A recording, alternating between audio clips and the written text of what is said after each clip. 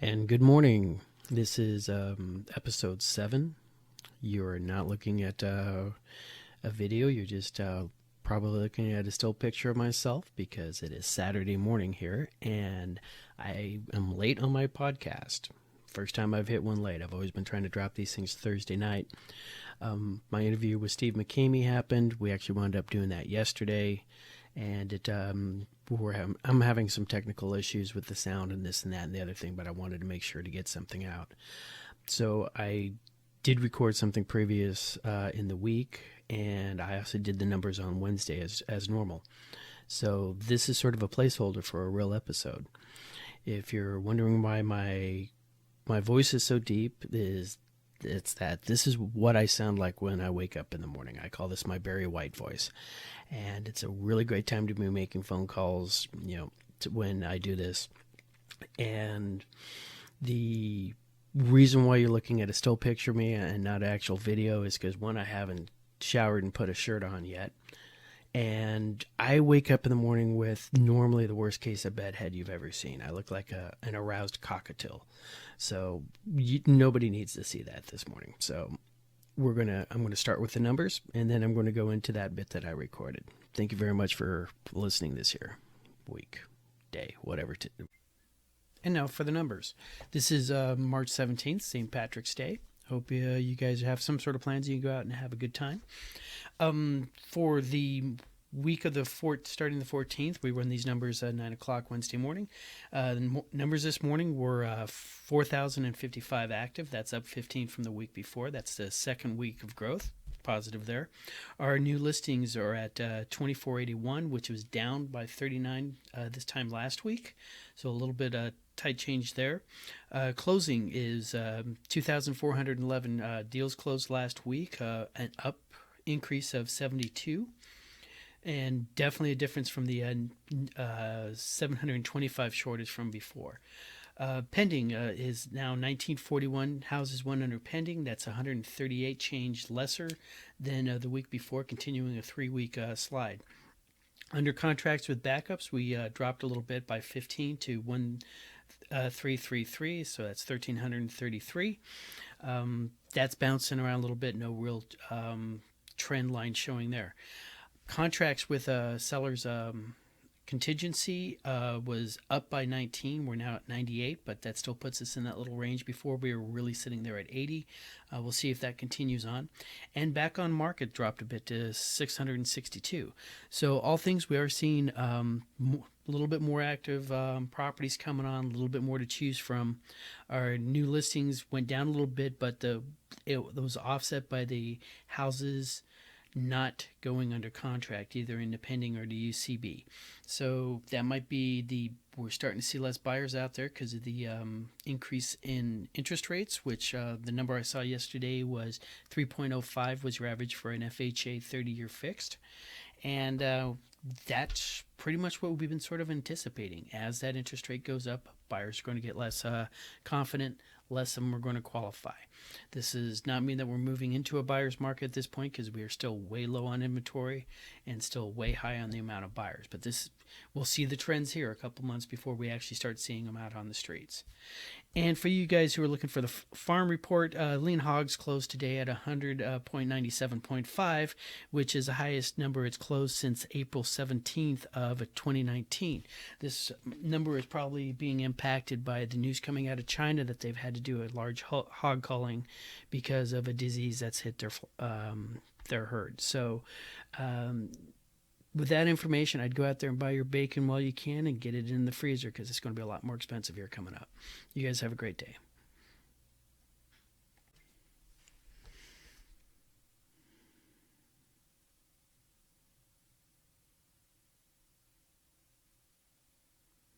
Today I want to talk about the life cycle of housing and how one house over the time can have multiple households living in it, families living in it, and how it gets passed on from people to person according to different needs of the family and how the family changes. Your average person in America is going to move 11.7 times in the course of their life. That's from being as a child, moving with your parents, to moving to college, first starter jobs. And with that 11.7 or so times they're going to move, on average, people will own 3 to 5 houses during the course of their life. Now, it's pretty obvious that the house that you, or condo, your home when you were 25 years old, 30 years old, just starting out, is going to be a lot different than when you're older and in your 40s and 50s and have kids running around. And that's why we call those smaller homes starter homes. That's where you're starting your journey. The As a household progresses, all right, let's say we have an individual and she goes out there and she buys herself a condo, and she marries somebody who also has a condo or a small home or something. They're going to move into one or the other. They might get together and purchase a third house between the two of them, sell their own. But that's that transfer I'm talking about. Those houses go back into the market, get picked up by somebody else who's in that stage of their life where they need the smaller house. So we have these two individuals. All right, let's start with them. These two individuals get married, move in together, whatever. They sell those two houses. Those houses go back into the market. They purchase the one house together. They take one. All right, so now they're in one house. All right, that's a net positive of one to the market. All right, so when you see the consolidations of households, you're starting to see more houses come out onto the market. That's part of what we saw during the crash and everything. But that was kids coming home and living with folks moving in with the kids. Households were consolidating across the generations. So we had more houses sitting out there because we had less need for them.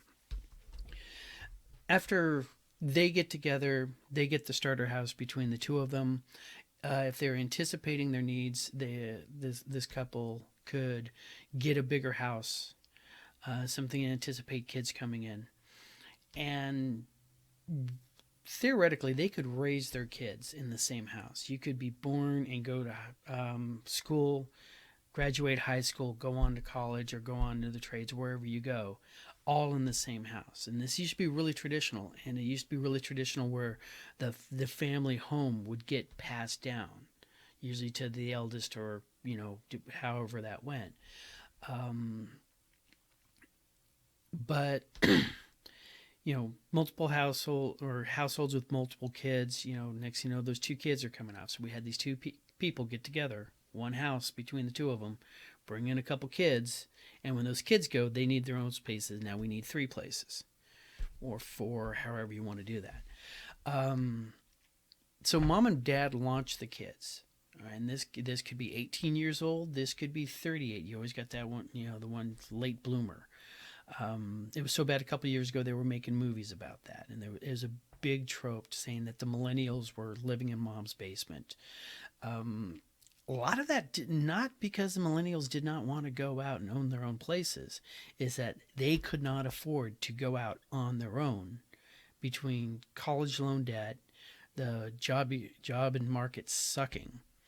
And they had a serious case of arrested development. And it was really a big thing for boomers and Xers to sit there and make fun of the millennials because they weren't launching. They were just staying home playing video games. But they didn't have the same opportunities that myself and my generation and the boomer generation did. And they got righteously pissed about that. And I don't blame them for it whatsoever. But the economy came back. Before COVID, we were doing very well. And the millennials started to launch. And the millennials, there's a little cohort in their time period, a little baby boomlet almost. And that baby boomlet is just hitting 33 this year. And 33 is the average age for millennials to start purchasing. It used to be 27 was the average age, but over the last decade, it's actually moved back to 33. But they're coming on, and they're coming on strong. And there's that sudden need for housing that is impacting the whole thing. But back to the life cycle. So mom and dad get the kids out. They don't need the 3-4 bedroom house anymore that they used to have. At this point, they start looking at retirement. Now they can stay in there until working. They don't have to stock the refrigerator as much because they don't have all these little mouths constantly reaching in. Their costs go down. And it is now time for them to realize, hey, this house is too big and we really want to retire out in Sun City Grand, or we really want to retire in Florida, or I'm sick of mowing this lawn. There's too much house here. And so they put that house back on the market, and they go back to something that looks an awful lot like the starter home or even the condos that they had before. This cycle is now they're coming in, now they're taking one of those houses and they're putting their big family house out onto the market so that new household who needs that much space can pick it up. This is a normal churn. This is how the system works. I live in a house that was built in 1945. I did a title search of my house once, and there were at least 7 different households that lived there before me and the wife came in. And I don't know who these people are. I do know that the person who sold the place to us was a single man. But I can sit there and look at some of the time periods that those people had lived in there and say they probably raised a family in that little 2-bedroom that we're in. Because 30, 40, 50 years ago, having a kid and living in a house that was only 960 square feet was not unreasonable. Nowadays, it'd flip people's mind if you're sitting there going, yeah, this is going to be for you and your kids. Or like my neighbors, them and 2 kids living in a smaller house. The new things that we're looking at and the new lifestyles that people are looking at is starting to look for bigger houses, because every kid needs to have their own their bedroom. There's often a loft or a play space in these new designs. You don't just have the living room anymore. You have a living room and a great room, or one big great room. And we're seeing that floor plan starting to get a little bit less attractive to people since we've gone through the COVID lockdown. And all of a sudden, you're trying to take a Zoom call, and the kids are trying to play video games, and your husband's working on some project out there, or whatever it is. And now we're not seeing that big open floor plan being quite as attractive as it used to be. I don't know if that's going to continue on for the next couple of years. It might.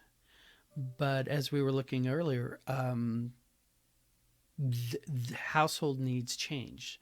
The modern family, the modern lifestyle does not work very well in one of those John F. Long 1,350 square feet, 3-bedroom, 2-bath, where the living room's maybe 15 by 12, and there's not anything that's a real dining room. It's almost just a little space off the kitchen. The kitchen itself is cramped, and that used to be very, very common. You could raise an entire family in that square footage. So now we're starting to see more. That starts looking more like a starter home for somebody, and that's the first time home buy. We will see that how those houses impact, and whether or not with the rising in prices, people start dialing back their lifestyle and going, okay, we're not getting the 3,000 square foot McMansion as our first family house. We will get that when I make manager, when I get the promotions, when all the student loans are finally paid off. But, we got 2 kids and they're both toddlers, and they're not actually going to need their own big space, and they're not really fighting over the bathroom at this point. So we don't need all those amenities. This is all indirectly impacting the market that we have now. And it's not a direct apples to apples impact, but it's definitely going to have an impact on things, because we have outdated houses out there that don't meet modern lifestyles. And because we have these outdated houses that don't meet modern lifestyles, people are not, if you're renting a place out and it meets your needs, and then you go out there and you want to buy something and you're going to be moving into something smaller and it's in a less desirable location, does that really encourage you to go buy? I think a lot of people right now, they're buying because it's like they've hit that point in life and it's time to buy, and they start looking at what they can do and what they can get. And some people are buying in the areas and they're getting these smaller houses because they're young and they don't have kids, and they're moving into what would have been 40 years ago the family house, and this is their starter home. So we might still have something going on there. I'll need to think about that and probably talk about it to myself in the shower, as I want to do. But the food chain the churn has been disrupted. Right? And what we're seeing is we're not seeing people continue on and sell their houses. Mom and dad, the couple who no longer have kids are still staying in their larger houses. They're not putting them out on the market, so the people who are building families can move into it. And a lot of it is just the fact that people are healthier now. All right, a 2-bedroom or a 3-bedroom, 2-story house is great when you're building a family, and people are healthier now. They're living longer, and so the second stairs, walking up the second flight, I don't get that we really want a ground floor conversation that much anymore. I do see a lot of people on the who think a little more proactively, and they're buying in their 50s with the intent this is our last house, and so they're anticipating. We're not just buying a house for us today. We're buying ourselves a house 30 years from now. Are we going to want stairs? Are there going to be amenities and features? Is there something we can live with now? Huge yard. This is great. Are you really going to want to be doing that lawn mowing and taking care of that lawn when you're 85? So